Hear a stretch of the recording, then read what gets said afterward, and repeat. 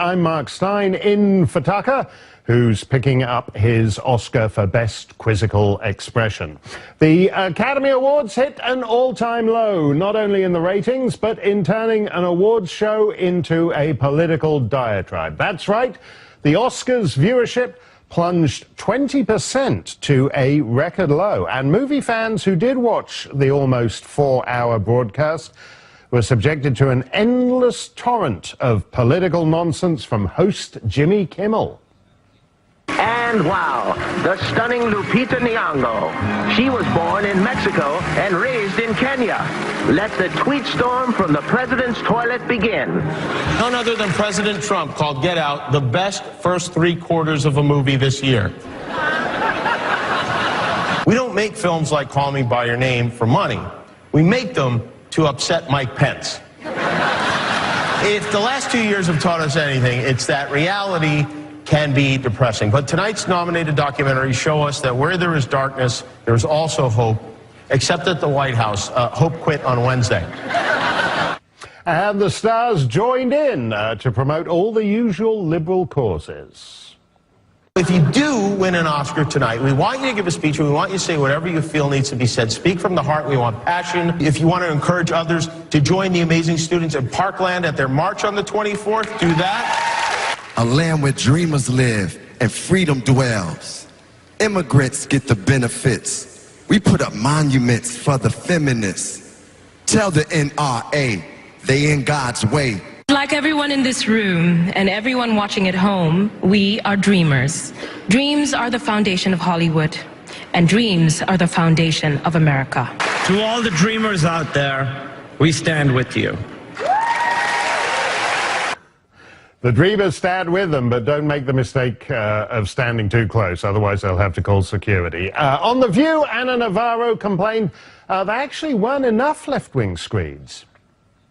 I actually was watching for more Trump jokes, more, NRA messages, more of that stuff. I can't stand Trump. I was actually disappointed. It kind of let me down. Yeah, more Trump jokes, more NRA jokes, but all those movie awards somehow keep getting in the way. Joe Concha writes about media for The Hill, and he joins us. Joe, this was a ratings disaster. Why did they think it would be otherwise for them?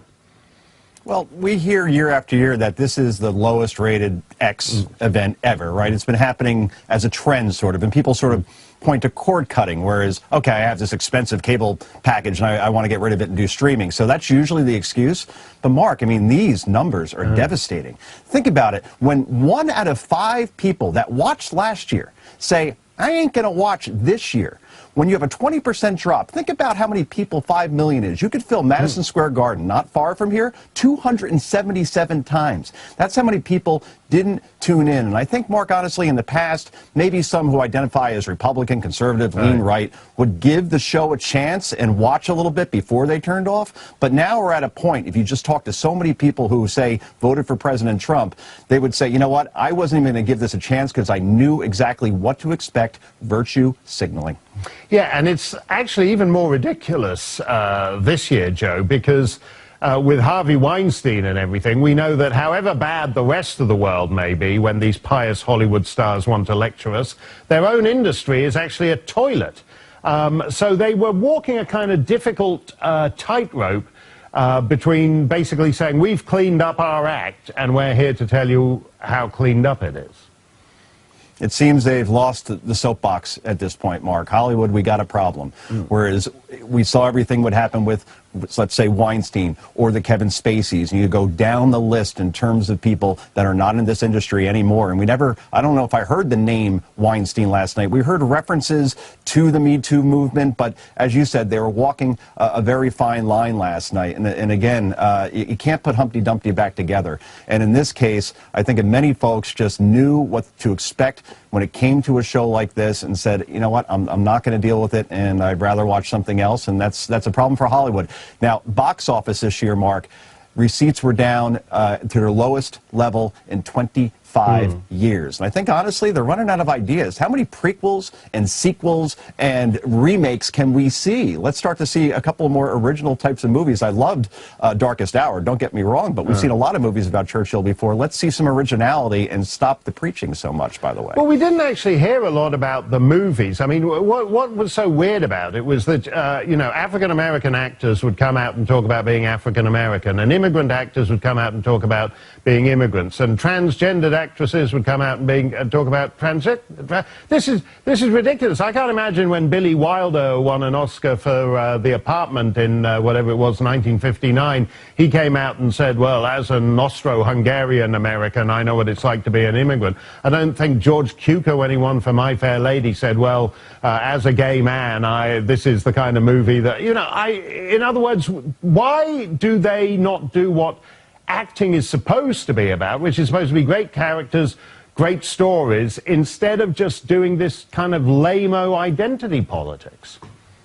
Identity politics sums that up nicely, Mark. You know, we saw a lot of diversity last night, and everybody celebrates diversity, and it's great. The only diversity that doesn't seem to be accepted at this point is diversity of thought, diversity of another kind of political opinion, because if that happens, we've seen it with folks before, you get blacklisted. But I think, honestly, from a political perspective, if, let's say, you're President Trump during the 2016 election, you didn't have almost any Hollywood support. I mean, you basically had Scott Baio, you had Chachi. That's right. And that was it. And trust me, Chachi was great in Happy Days. And even got a spin-off with the Joni Love Chachi. But it was him and maybe Clint Eastwood, and I don't know, I really can't name anybody. Jimmy Woods, that's it. No, I love that. The way the Republican Book of Hollywood Celebrities is a single sheet of paper, double spaced. That's what's great about the party. Joan Concha, thanks. Wendy Josefo is a Democrat strategist and professor of education at Johns Hopkins University. And Wendy joins us. Wendy, did you have a better time than Joe did at the Oscars last night? I think I did, Mark, and I even came in wearing my Oscar earrings just for you. So, oh, lovely. Yeah. Lovely. Delightful. Thank you. Do you want to name the designer? No, thank you. I'll keep that to myself. Okay. You can't seriously claim you enjoyed this show, can you? Because there was no show in it. It was a show. I thought it was actually very entertaining. I think something that the Oscars has to do, though, moving forward is to curtail the time, because, I mean, 4 hours, I mean, it's really just taking up a lot of time. But we had a lot of firsts here. We had Jordan Peele. He won an Oscar for original screenplay, the first for an African-American. We also saw Guillermo del Toro. He won for Best Movie, which is a great thing, especially since we've heard this pervasive narrative of Mexican immigrants, and we see that Mexican immigrants aren't rapists. They're not criminals. They're actually Oscar winners. Oh, come on. This was a good night, Mark. No, come on, Wendy. You know as well as the great director of Singing in the Rain, Stanley Donen. He said to me a couple of years back, great movie stars are what orchid growers call sports.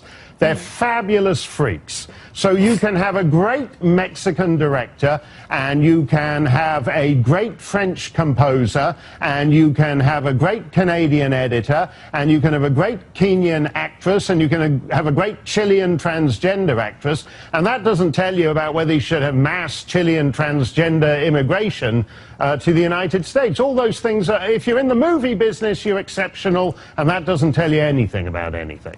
No, but what it does tell us is that America is a beautiful melting pot, and we are not monolithic at all. We come from diverse backgrounds, and we're diverse people, and I think that that's what the Oscar shows us. And just to speak about the trends, I think this is really important, Mark. We cannot, put forth this commentary that says that the trends are really low now, but trends tie with box office hits. So when you have a movie that is nominated that is not necessarily a hit in the theaters, we see a downward trend in those people who watch the Oscars. We saw the same thing in 2008 when No Country for Old Men was leading with the Oscars. No, that's not true this time. Yes, it is true. This fish movie, whatever it's called, The Shape of Water, where the chick dates the fish guy, that actually was a hit.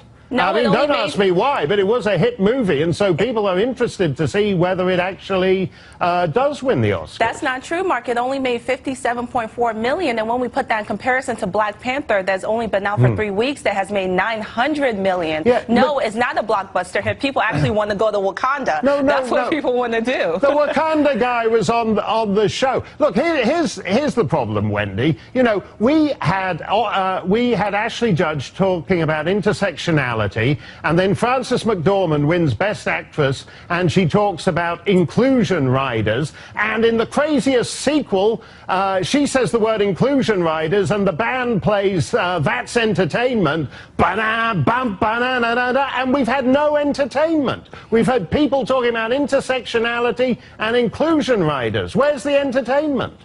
The entertainment lies in us making sure that our actors, because they are taxpayers, get the right to say what it is they want like any other American citizen. We cannot stifle them, and we cannot say we do not want you guys to talk about inclusion riders. We don't want you guys to talk about being immigrants because we don't want to hear that. That's not fair to them. They are taxpayers just like us, so we have to decide. Wait a minute. I'm a taxpayer. I don't have the right to bore millions of people by talking about intersectionality all night.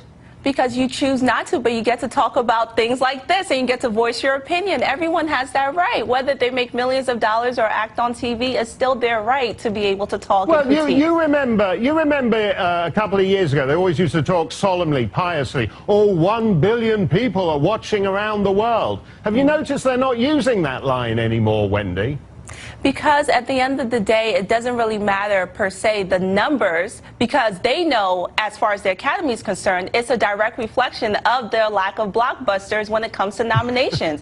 And that's the issue. In 1998, 44 million people watched the Oscars. You know why? The Titanic was nominated. Right. That was a blockbuster hit. So hopefully next year we will see blockbusters that are nominated so people can tune back in. You sound an awful lot like that bit in the This Is Spinal Tap movie when they say the audience is becoming more selective. The audience slipped below 30 million. They're becoming mighty selective at the Academy Awards, Wendy.